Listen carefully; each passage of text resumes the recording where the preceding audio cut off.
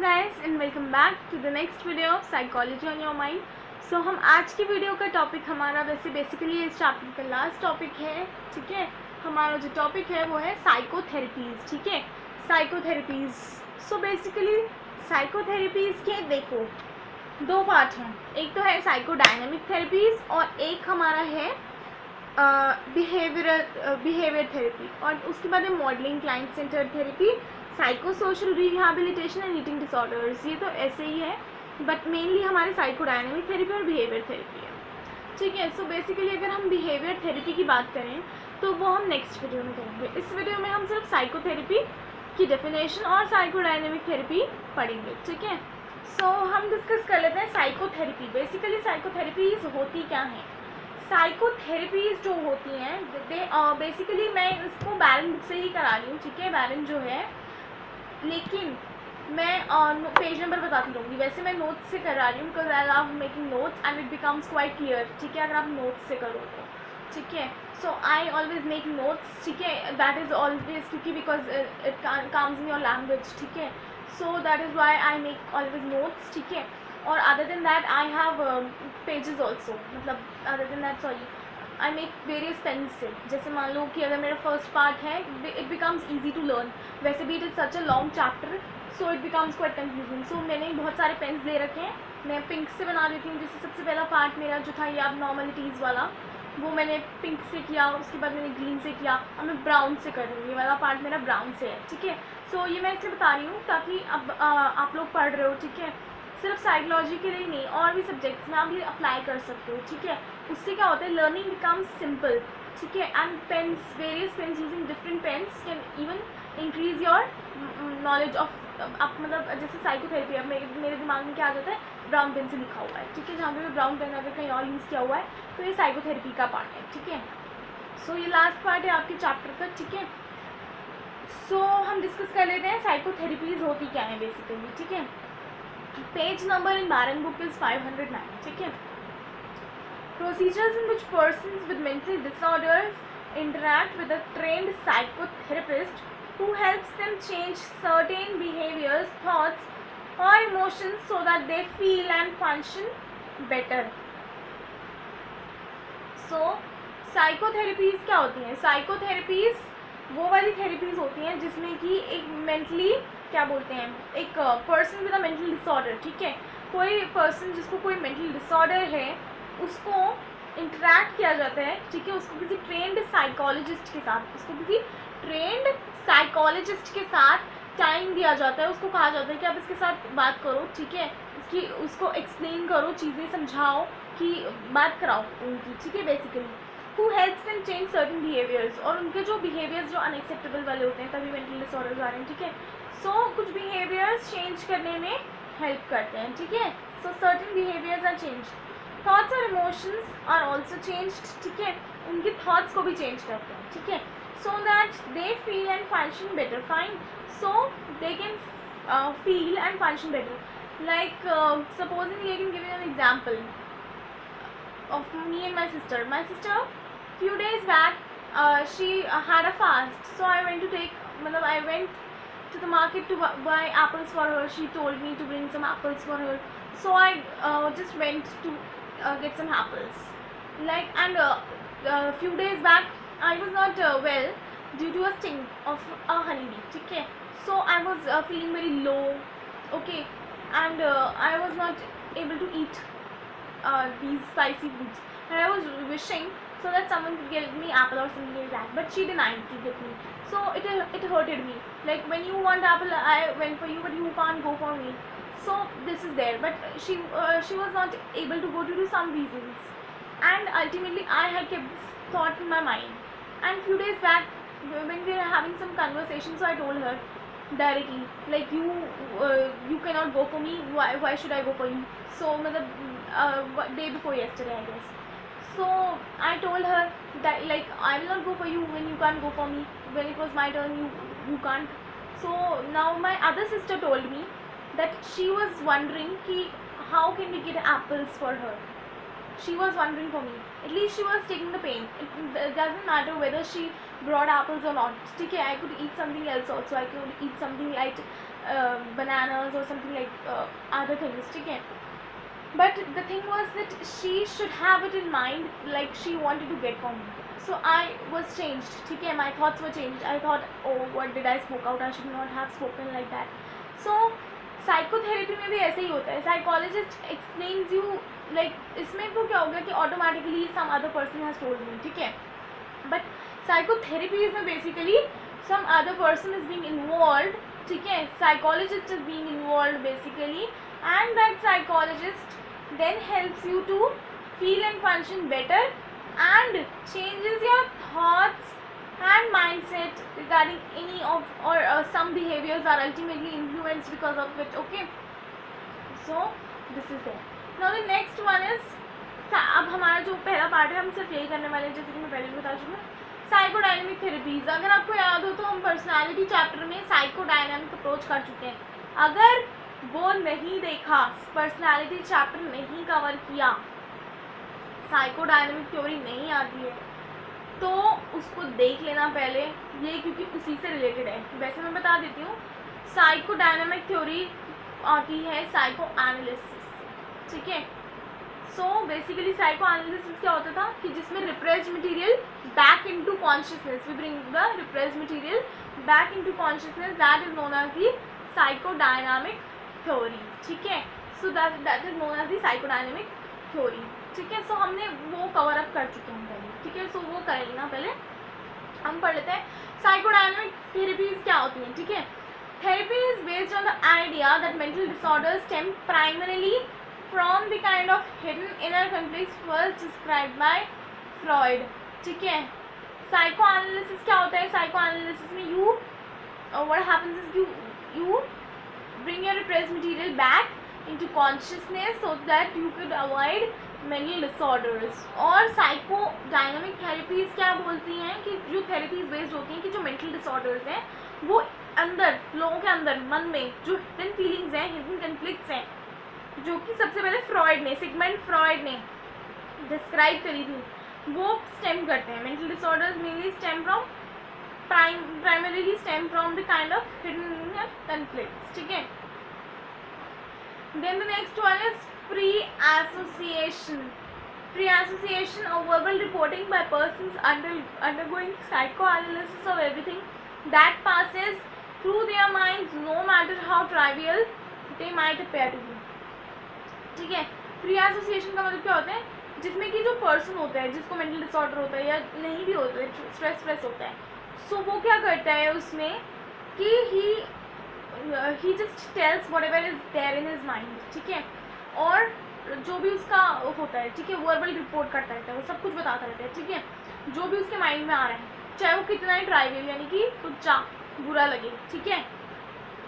So this is there. Now you have next one is resistance.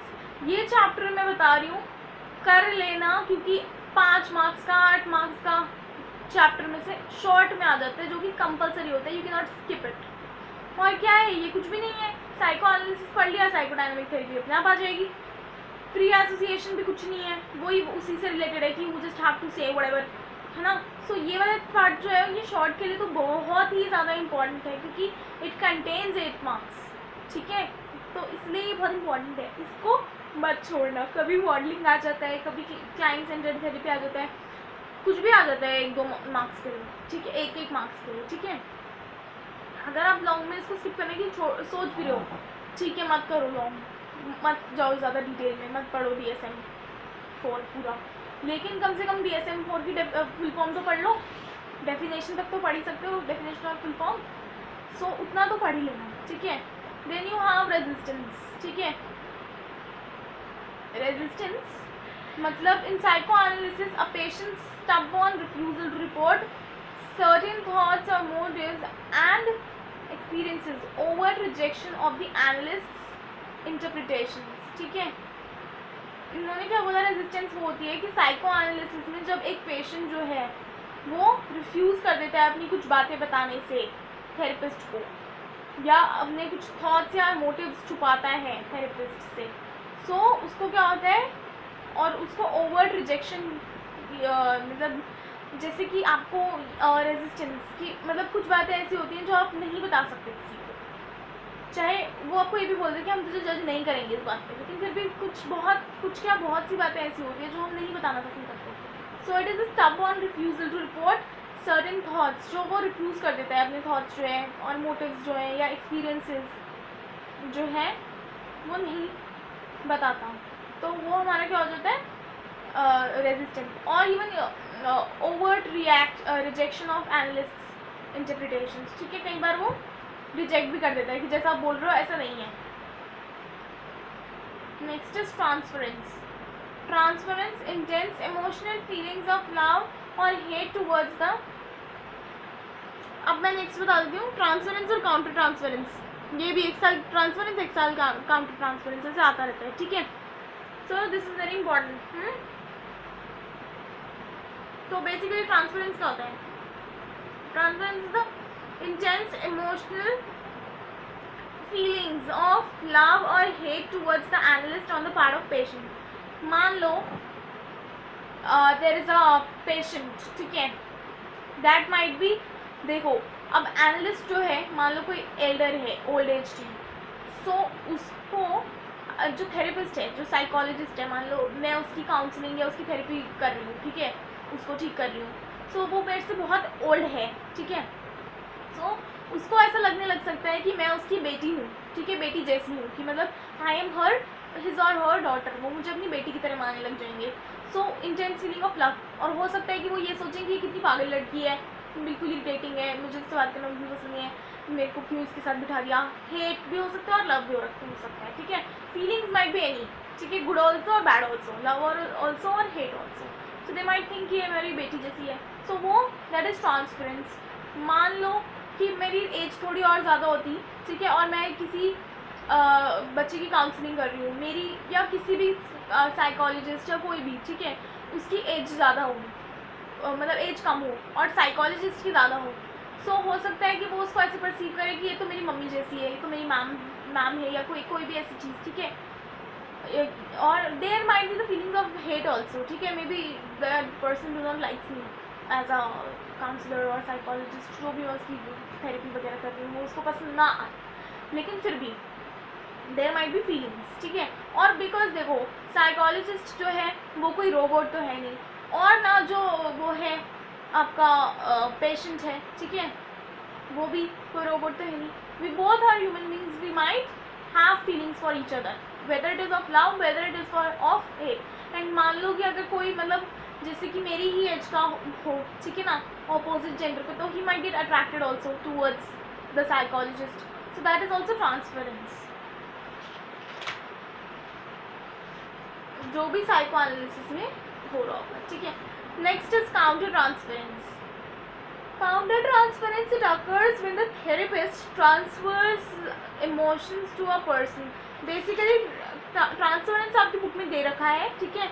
Transference in free association are written on given on page number 511, psychodynamic therapy 510 पे, ठीक है। सबसे पहले 509 पे psychotherapy की definition है, उसके बाद साइकोडायनामिक थेरेपी की है 510 पे, प्री एसोसिएशन है 51, ट्रांसफरेंस 511, ठीक है, transference is also 511, counter transference में कहूँ 511 पे लिख लो बुक में, ठीक है। Counter transference is not given in the book, so I am giving it from my side, ठीक है, and it is in the syllabus, ठीक है, that is why I have to give it from my side. And इसके बाद एक चीज़ और कराऊंगी, dream analysis, जो कि 11th की साइकोलॉजी में कराया है पहले है, लेकिन जो है ड्रीम एनालिसिस आपके बुक में नहीं है कहीं भी, सो हम ड्रीम एनालिसिस के आपको नोट्स दे देंगे, ठीक है। सो बेसिकली काउंटर ट्रांसफरेंस क्या होता है? तो counter transference occurs with the therapist transfers emotions to a person in therapy, that is intense emotional feeling of love and hatred towards the patient undergoing psychoanalysis on the part of therapist, ठीक है। अब example दे हैं पिछले वाले में। Transference का उल्टा हो जाता है काउंटर ट्रांसफरेंस में, जैसे कि मान लो उसमें तो जो मेरा पेशेंट था वो मुझे अपनी माँ की तरह या अपनी बेटी की तरह या अपनी एज की अपनी मेट की तरह देख ले, लेकिन जो है काउंटर ट्रांसफरेंस में उल्टा होता है, यानी कि मैं अपने जो पेशेंट है उसको अपने फादर की तरह लेने लग जाऊँ, ठीक है, या फादर की तरह, मदर की तरह, या फिर चिढ़ने लग जाऊँ कि क्या ये बुढ़ा इरिटेटिंग सा, हो सकता है मेरे को ऐसी इरिटेशन हो जाए, फीलिंग्स ऑफ हेट आ जाए इंस्टेड ऑफ लव। वैसे तो पेशेंट है, why will I be like that, but sometimes it happens, you know, even मैंने और intention is not like that. उसके बाद यू हैव, और इट माइट बी क्या कि जैसे कोई बच्चा हो छोटा जिसकी मैं काउंसलिंग कर रही हूँ, तो मुझे ऐसा लगे कि ये तो मेरे ही बच्चे जैसा है, ठीक है, या फिर मुझे ऐसा लगे कि ये तो मतलब जैसे अभी और कोई मतलब मेरे को ऐसा लगे कि ये मतलब मेरे ही अपने ही बहन का बच्चा है, या ऐसा कुछ फीलिंग आ जाए। या हो सकता है कि ये बच्चा कितना इरिटेटिंग है, क्यों आ जाता है ये नॉटी बच्चा यहाँ पर, ऐसा भी हो सकता है, ठीक है। क्या इवन अगर कोई यंगस्टर आ रहा है मेरे पास, इवन यंगस्टर्स नाउअडेज, ठीक है, लाइक मैं बताती हूँ आपको, जैसे आजकल you must have seen Mahabharat, ठीक है, आजकल की बात करें तो because of lockdown there is पुराने शोज रिपीट हो रहे हैं, तो जो 2013 में महाभारत आई थी वो फिर से महाभारत आई है, ठीक है। उसमें एक सीन था द्रौपदी एंड अर्जुन। सो शाहिर शेख जो कुछ रंग प्यार के ऐसे मूवी में आया है, ठीक है, सो उसमें शाहिर शेख का रोल था। सो उस रोल के साथ सी साइकोलॉजी है, सो एग्जाम्पल देना वन पॉइंट है, तो वीडियो थोड़ी लॉन्ग हो रही है, ठीक है, लेकिन फिर भी it is important to give example. So जो शाहिर शेख था, he was playing the role of Arjun. So you know what, he got into depression after that scene, जो जिसमें शी वॉज बीइंग एम्बैरेस्ड, ठीक है। सो मतलब for a long period of time he went to depression, ठीक है। So they had to stop shooting and all for that time being. So he had to take the help of psychologist to come out of depression at that time. So मान लो कि अगर कोई जैसा वो था या कोई भी ऐसा यंगस्टर होगा, ठीक है, so the psychologist, if there is of opposite gender, so she might also get attracted to him कि ये कितना cute है ये वो, so it happens, ठीक है। So there might be counter transference also. Next one is dream analysis, ठीक है। Dream analysis, what about dream analysis? It is a therapeutic technique best known for its use in psychoanalysis, ठीक है। Psychoanalysis में dream analysis जो है वो सबसे ज़्यादा इंपॉर्टेंट होता है, ठीक है। किसने किया था? सिगमंड फ्रॉइड ने। सिगमंड फ्रॉइड ने क्या किया था? He view dreams as the royal road, the royal road, ठीक है, नाम याद रखना, ये भी आपकी बुक में नहीं है, मैं अपनी नोट्स में से दे रही हूँ। To the unconscious and develop dream analysis और dream interpretations as a way of trapping into the unconscious material. उसने कहा कि हम अनकॉन्शियस मटीरियल को पकड़ सकते हैं, किसके थ्रू? ड्रीम्स को इंटरप्रेट करके, ठीक है, अनकॉन्शियस मटीरियल को वापस ला सकते हैं, अनकॉन्शियस मटीरियल को वापस ला सकते हैं through the use of dreams. In psychoanalysis theory dreams represent wish fulfilment. Psychoanalysis theory में ड्रीम्स क्या होते हैं? विश क्या डिनोट करते हैं? विश फुलफिलमेंट डिनोट करते हैं, ठीक है। Unconscious desires and wishes dreams contain, ठीक है, अनकॉन्शियस डिजायर्स या विशेस भी होती हैं उसमें, और मैनिफेस्ट और लेटेंट कंटेंट भी होता है। मैनिफेस्ट मतलब जैसे कि जो इन्फॉर्मेशन आपकी ड्रीम को याद रहती है, ठीक है, जो ड्रीम आप देखते हो उसमें से आपको जो इन्फॉर्मेशन याद रहती है उसको हम बोलते हैं ये मैनिफेस्ट, ठीक है। और लेटेंट मतलब जो आप भूल जाते हो, ठीक है। Latent content represents the repressed symbolic meaning embedded with the dream। जैसे कि मान लो हमें ना कितना भी हम याद रखने की कोशिश कर रहे हैं, हमें अपना ड्रीम, कुछ ड्रीम्स तो हमें अभी तक याद होंगे, लेकिन बहुत सारे ड्रीम्स ऐसे हैं जो हमें याद ही नहीं रहते, मोस्टली हमें ड्रीम्स याद नहीं रहते। So during the dream analysis the person in the therapy shares the manifest to be present in front of content, ठीक है, जो हमारे एकदम सामने हो, ठीक है, मैनिफेस्ट यानी कि एकदम सामने हो, हमें याद भी हो, ठीक है, विद अ थेरेपिस्ट। वो थेरेपिस्ट के साथ अपने ड्रीम एनालिसिस में क्या करता है? अपना सारा जो भी कंटेंट उसके पास होता है, जितना उसको पता होता है, वो सारा का सारा वो बताता है, ठीक है। After specific symbols are pulled from the manifest content, अब फिर मैनिफेस्ट कंटेंट में से व्हाट द साइकोलॉजिस्ट और जो भी एनालिस्ट होगा वो क्या करता है? एक्चुअली वो सिंबल्स और स्पेसिफिक मटेरियल बाहर निकाल लेता है उसमें से, और उसके बाद जो थेरेपिस्ट होता है वो फ्री एसोसिएशन यूज़ करता है to facilitate the exploration of material, repress material. I think